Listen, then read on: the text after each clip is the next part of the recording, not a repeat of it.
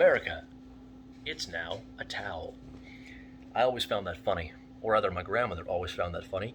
My grandfather is American, and she is not.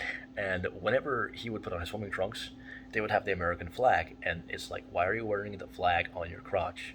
That's a bit strange. But as I grew older, I came to accept that as part of the culture and now wholly embrace it and wipe myself with America. Soak it into my pores. Now, what is this about? Well, I just walked by my granddad's room and I heard one of the Fox News ladies say, and then he decided to serve his country. And that got me to thinking, what did he do? Did he open up a burger shack, serve up some of those patriotic slabs of beef and cheese straight from the heartland? Or, far more likely, was he a military member? This is a Marine Corps knife that I was given as a present by somebody who's not a Marine. But I have absolutely nothing against the military. My grandfather served in the military.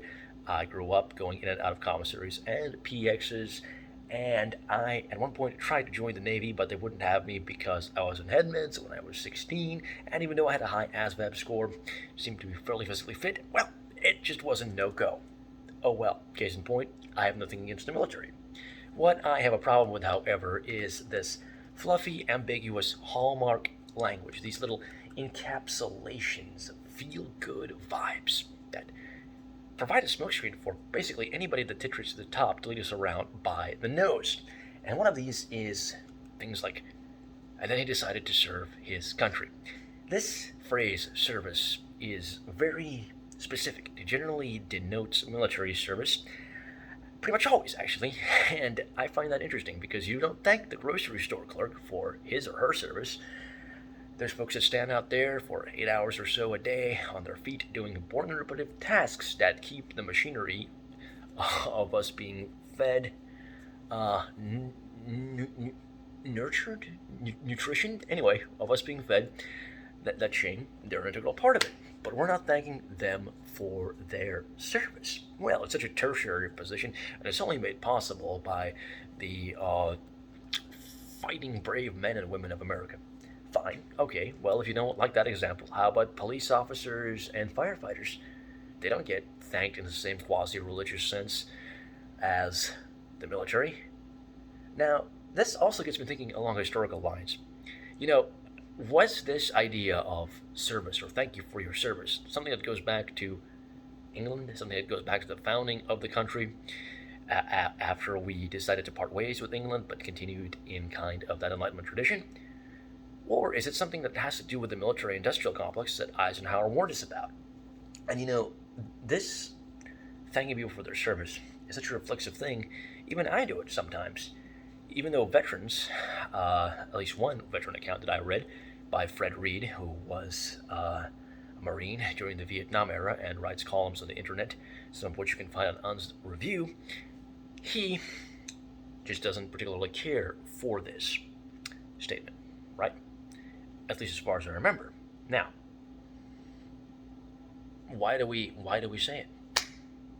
Could it be part of some kind of social programming or something naturally that sprang up that acts as a social programming for good or for ill? Because, you know, society is going to get programmed one way or another.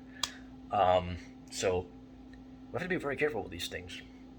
That's why I was kind of struck months and months back, maybe even years now, but there was one Sargon of Akkad who became prominent here on YouTube as kind of a mouthpiece for Western values, for combating this crazy wokeness that's been going on. And either him or one of his crew, they've now become the Lotus Eaters, said jingoism was an invention of the left and it's weaponized against Western civilization, etc., etc. Now, even if that is the case, the concept of jingoism and the harm that comes from this jingoistic language, these jingoistic expressions, is not something that we can just brush aside. Just because a side that is opposed to basically reason came up with it, it doesn't necessarily mean that it's unreasonable. Because these same woketards, as people might call them, can use jingoistic ideation the same way that any neocon can. And so we really have to be careful with this fluffy, misty language. Because mysticism does not bode well for people who are not the shaman. Cheers.